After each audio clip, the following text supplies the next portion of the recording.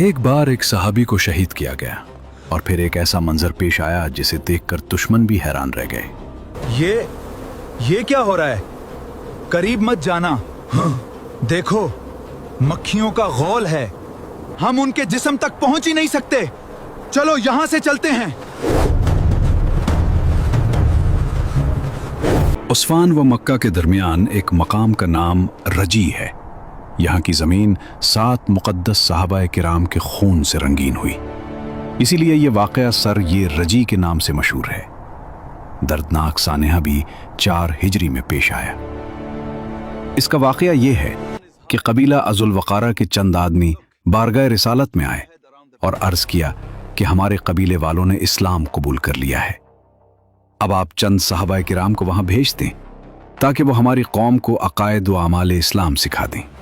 حضور صلی اللہ علیہ وسلم نے 10 منتخب صحابہ کو حضرت عاصم بن ثابت رضی اللہ کی ماتحتی میں بھیج دیا۔ جب یہ مقدس قافلہ مقام رجی پر پہنچا تو غدار کفار نے بدعہدی کی اور قبیلہ بنو لہیان کے کافروں نے 200 کی تعداد میں جمع ہو کر ان 10 مسلمانوں پر حملہ کر دیا۔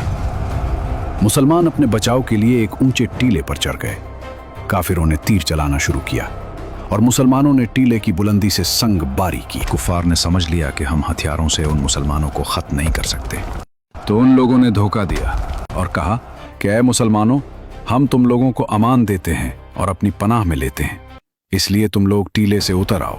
حضرت عاصم بن ثابت رضی اللہ نے فرمایا کہ میں کسی کافر کی پناہ میں آنا گوارا نہیں کر سکتا۔ یہ کہہ کر خدا سے دعا مانگی کہ یا اللہ، تو اپنے رسول کو ہمارے حال سے مطلع فرما دے۔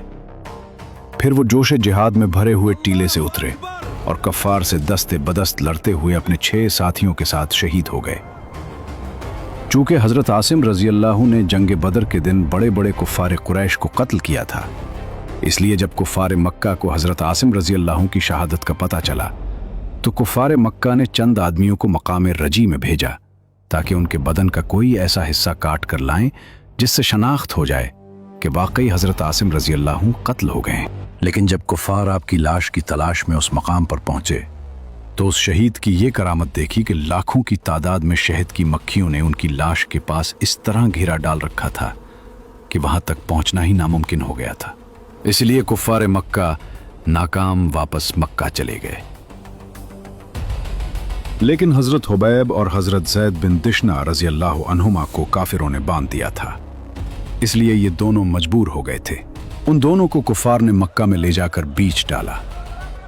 حضرت حبیب رضی اللہ نے جنگ احد میں حارث بن عامر کو قتل کیا تھا، اس لیے اس کے لڑکوں نے ان کو خرید لیا تاکہ ان کو قتل کر کے باپ کے خون کا بدلہ لیا جائے، اور حضرت زید بن دشنہ کو امیہ کے بیٹے صفوان نے قتل کرنے کے ارادے سے خریدا۔ حضرت حبیب رضی اللہ کو کافروں نے چند دن قید میں رکھا، پھر حدود حرم کے باہر لے جا کر سولی پر چڑھا کر قتل کر دیا۔ حضرت حبیب نے قاتلوں سے 2 رکعت نماز پڑھنے کی اجازت طلب کی۔ قاتلوں نے اجازت دے دی۔ آپ نے بہت مختصر طور پر 2 رکعت نماز ادا فرمائی اور فرمایا کہ اے گروہ کفار، میرا دل تو یہی چاہتا تھا کہ دیر تک نماز پڑھتا رہوں، کیونکہ یہ میری زندگی کی آخری نماز تھی، مگر مجھے یہ خیال آ گیا کہ کہیں تم لوگ یہ نہ سمجھ لو کہ میں موت سے ڈرتا ہوں۔ کفار نے آپ کو سولی پر چڑھا دیا۔ اس وقت آپ نے یہ اشعار پڑھے، وَلَسْتُ أُبَالِي حِينَ أُقْتَلُ مُسْلِمًا عَلَىٰ أَيِّ شِقٍّ كَانَ فِي اللَّهِ مَصْرَعِي۔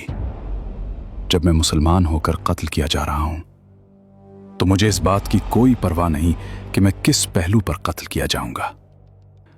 وَذَلِكَ فِي ذَاتِ الْإِلَٰهِ وَإِنْ يَشَأْ يُبَارِكَ عَلَىٰ أَوْصَالِ شِلْوٍ مُمَزَّعٍ۔ ترجمہ: یہ سب کچھ اللہ کے لیے ہے، اگر وہ چاہے گا تو میرے کٹے پھٹے جسم کے ٹکڑوں پر بھی برکت نازل فرمائے گا۔ یہ واقعہ ہمیں یہ سبق دیتا ہے کہ جو اللہ کے راستے میں سچا اور ثابت قدم رہتا ہے، اللہ خود اس کی حفاظت فرماتا ہے، چاہے حالات کتنے ہی مشکل کیوں نہ ہوں۔